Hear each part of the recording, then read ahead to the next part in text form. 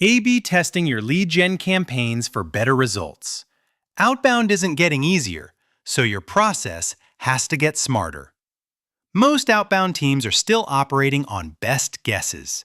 A new subject line here, a different opener there, and hope that reply rates climb. The problem is, the market has changed.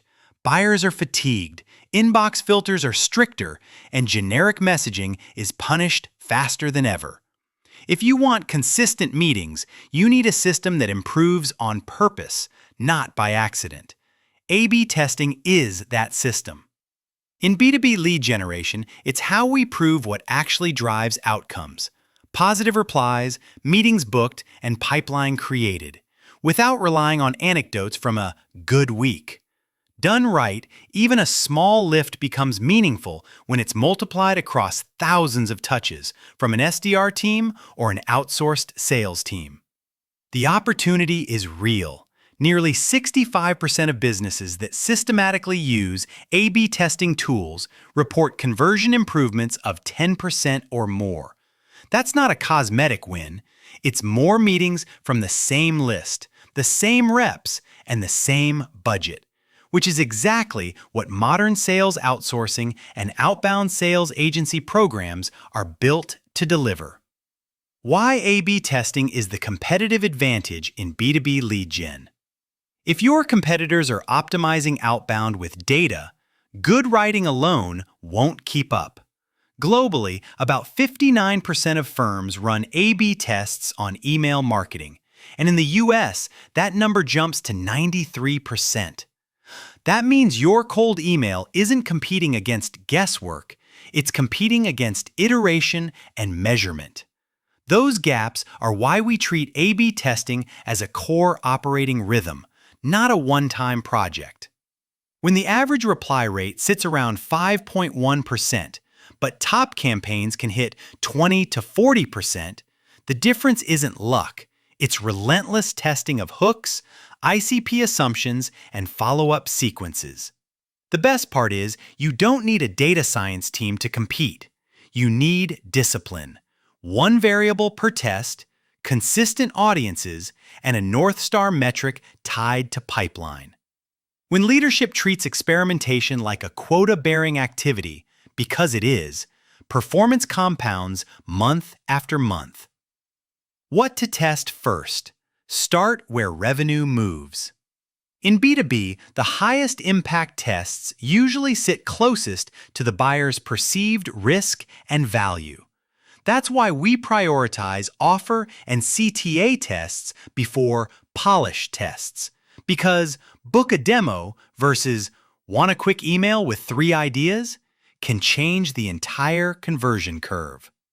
When you're running pay-per-appointment lead generation or building an outbound engine internally, that leverage matters. Subject lines are still one of the highest ROI experiments for any cold email agency or SDR pod, because they determine whether the message gets a chance. Personalized subject lines can increase opens by 26%.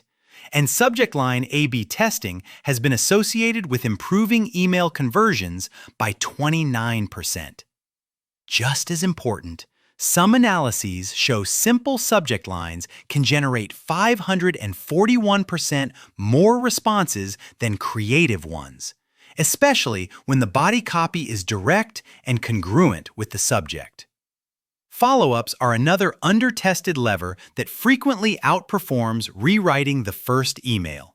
Follow-up emails can increase reply rates by up to 65%, which is why we often test cadence and follow-up angles, objection handling, proof points, micro-commitment CTAs, before we obsess over rewriting the opener for the 10th time. How to design tests you can trust without slowing down. A/B testing only works when the experiment is clean enough to learn from. The most common failure is changing too many things at once: subject line, opener, CTA, and length, then declaring the winner without knowing why it won. If you can't attribute the lift to a specific change, you can't reliably repeat it across new segments, new sequences, or a larger outsourced sales team. We recommend choosing one primary success metric that maps to pipeline, then keeping secondary metrics as diagnostics. Open rate is useful to detect deliverability issues or a weak subject line. But SDR teams live and die on positive reply rate and meetings booked. If a curiosity subject spikes opens but depresses meetings, it's not a win, it's a trust leak. Finally, give your test enough volume and time to be meaningful. For cold email, a practical minimum is often 100 to 200 prospects per variant before you call a winner, and you should let the full follow-up cadence run before deciding. One well-documented case study showed a single email A/B test lifting replies from 9.8% to 18% and generating 97% more appointments. Proof that one good test can change the trajectory of a quarter when it's set up correctly. A/B testing turns Outbound from a guessing game into a repeatable pipeline system because every iteration is earned with data. Applying A/B testing beyond email, calls, landing pages, and offers. Email is the easiest testing lab, but it shouldn't be the only one. For any cold calling agency or team running B2B cold calling services, script testing is a direct path to more meetings per rep hour. The key is isolating one change, an opener, a positioning line, a first question, or a close, then tracking the impact on connect to meeting rates rather than celebrating better conversations that don't schedule. Landing pages are another major leak point, especially when SDRs send links after a call or from a sequence. CTA and offer tests can dwarf cosmetic changes because they change perceived value and friction. In one example often cited in lead gen circles, changing a website CTA from a tour request to a free trial produced roughly a 1,500% conversion lift, an extreme outcome, but a useful reminder that the offer is frequently the real bottleneck. The most underrated use of A/B testing is validating your ICP and messaging, not just copy. Comparing CFO versus VP sales, compliance risk versus efficiency, or cost savings versus revenue growth positioning tells you where real demand lives. For a B2B sales agency or sales development agency trying to scale, that insight is worth more than any single clever line in a sequence. Common A/B testing mistakes that quietly kill results. The fastest way to sabotage testing is peaking early and declaring a winner after 20 to 30 sends. B2B outreach is noisy. Early performance spikes are often randomness, not signal, and scaling the wrong variant can set you back weeks. Set minimum sample sizes and a minimum runtime up front, then commit to the decision window like you would any other revenue process. Another costly mistake is optimizing for opens instead of meetings.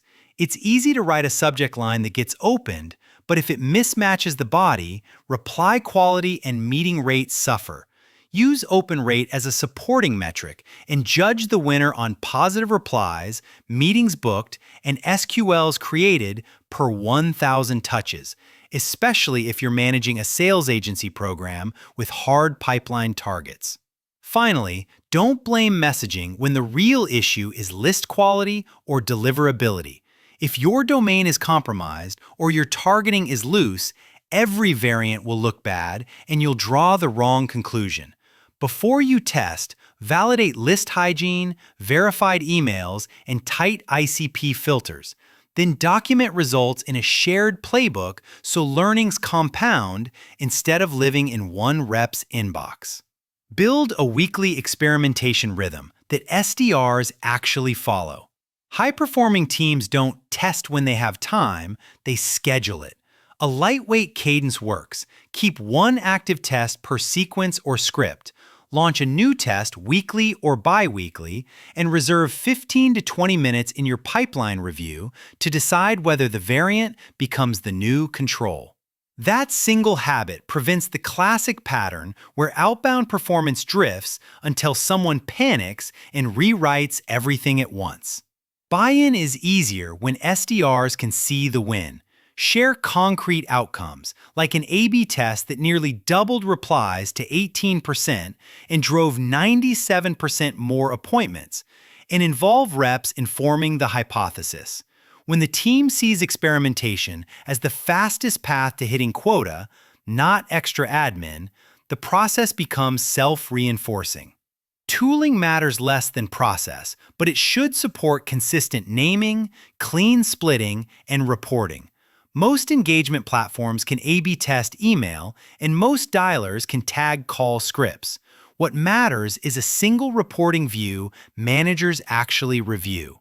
If you're evaluating sales outsourcing, ask whether the vendor runs ongoing tests and can show a living playbook, not just best practices slides.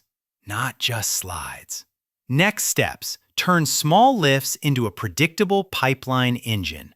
If you want a practical starting point, pick one North Star metric for the next quarter, positive reply rate or meetings booked per 1,000 touches, and align every test to it. Then, start with a high-volume subject line test, followed by a CTA test that reduces friction, and then a follow-up test to capture the 65% style gains that often come from touches 2 through 4. The sequence matters because you're building a compounding system, not chasing one-off wins. At SalesHive, we treat A/B testing as a built-in feature of execution, whether you're hiring SDRs internally or partnering with an SDR agency. We continuously test subject lines, hooks, CTAs, and follow-up cadences for cold email. And we apply the same rigor to B2B cold calling scripts by measuring connect-to-meeting performance at scale. That's the difference between running cold call services and running a true outbound optimization program. If you're exploring options like an outsourced sales team, a cold email agency, or a cold calling agency, the question to ask isn't, do you A/B test? It's, how often, on what variables, and how do you operationalize the learnings? You can review more about our approach on SalesHive.com. And if you're doing diligence, you'll also find SalesHive reviews and SalesHive pricing discussions that reflect what buyers care about most: predictable meetings, transparent reporting, and a process that improves every month.